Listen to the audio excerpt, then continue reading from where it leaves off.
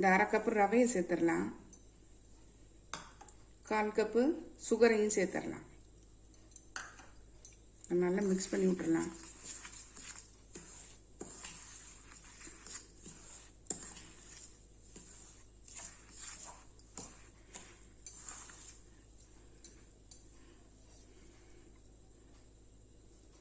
இந்த பால் இருக்கு பார்த்தீங்களா, இதையும் சேர்த்துடலாம்.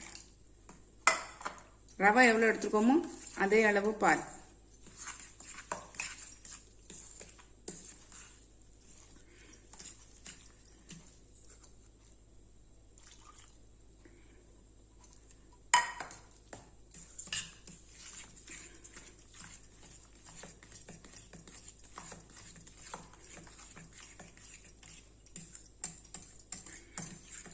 நல்லா மிக்ஸ் பண்ணியாச்சு பாருங்கள்.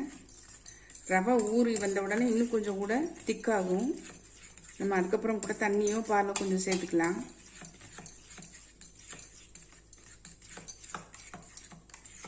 நம்ம இந்த ஸ்டேஜில் இந்த ஏலக்காய் தூளையும் சேர்த்துடலாம்.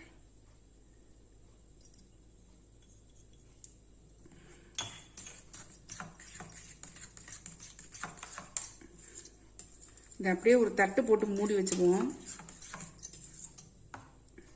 இது ஒரு 1/2 மணி நேரம் ஊறட்டும், அப்புறம் நம்ம பார்க்கலாம். நம்ம ஊற வச்சு 1/2 மணி நேரம் ஆயிடுச்சு. நம்ம இப்போ இந்த திறந்து பார்த்துடலாம்.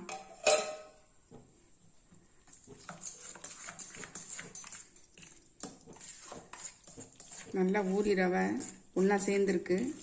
நம்ம இப்போ இதில் கொஞ்சம் தண்ணி விட்டுக்கலாம். ஒரு 2 ஸ்பூன் அளவு தண்ணி விட்டுக்கலாம். 2 ஸ்பூன் அளவு தண்ணி விட்டுக்கிறேன். நல்லா கலந்து விட்டுறலாம்.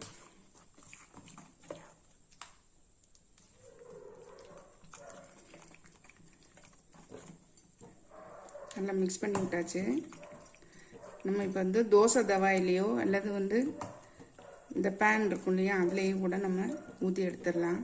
நான் இப்போ இன்றைக்கி தோசை கல்லில் தான் ஊற்றி எடுக்க போகிறேன். தோசைக்கல் நல்லா சூடாயிடுச்சு.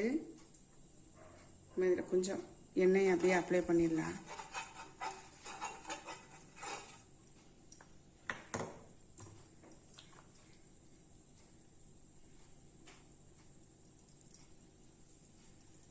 ரொம்ப பரத்த வேண்டாம். இப்படி குட்டி குட்டியாகவும் நம்ம ஊற்றி எடுத்துடலாம்.